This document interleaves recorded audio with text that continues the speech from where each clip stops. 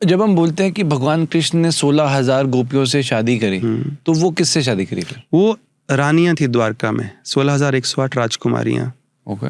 तो उसमें 16,100 जो राजकुमारियां थी उसको भगवान ने नरकासुर नाम का एक राक्षस था उसके चंगुल से बचाया।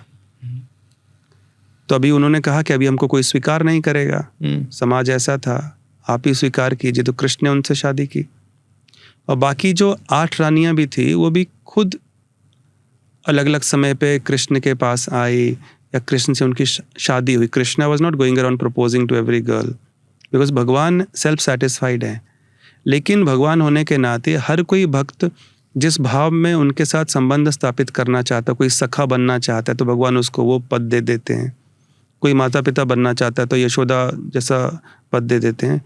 कोई उनकी प्रेमिका बनना चाहता है वैसा पद दे देते हैं। कोई पत्नी बनना चाहता है तो उनका ड्यूटी है कि जो जैसा भाव से उनकी शरण ले, रेसिप्रोकेट करना, आदान प्रदान करना। तो इन सब लीलाओं में भगवान चाहे गोपियों के साथ नृत्य कर रहे हैं, राजकुमारियों से, रानियों से शादी कर रहे हैं, कृष्ण अपने सखाओं के साथ कुश्ती कर रहे हैं, खेल रहे हैं, या यशोदा माई से छड़ी से डर के भाग रहे हैं माखन चुरा के, इन चारों लीलाओं में कोई अंतर नहीं है। क्योंकि चारों में क्या हो रहा है, केवल अपने भक्तों के प्रेम के साथ भगवान आदान प्रदान कर रहे हैं।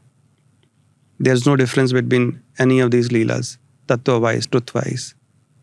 हाँ, लेकिन हायरार्की से जितना जिसका ज़्यादा सेल्फलेस प्रेम है उसको उतना ऊपर माना गया है। पर अक्सर मन में सवाल ये आता ना कि भगवान कृष्ण ने अगर सबके लिए किया तो विवाह राधा माता से क्यों नहीं किया?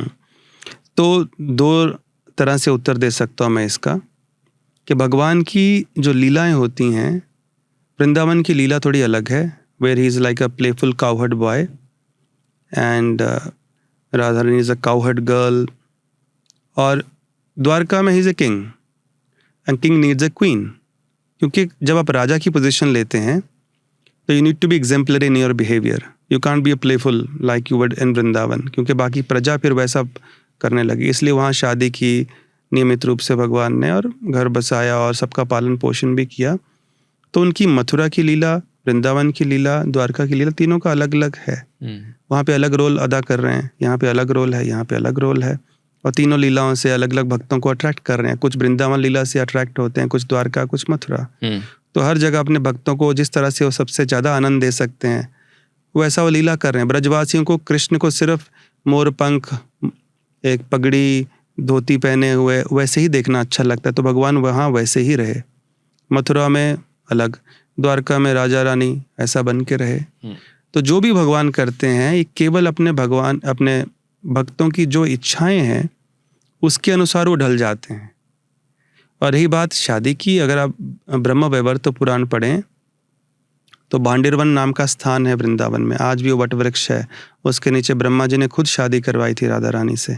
लेकिन ये पब्लिक अफेयर नहीं था, बिकॉज वहाँ पे भगवान अपना लीला अलग कर रहे थे सखियों के साथ।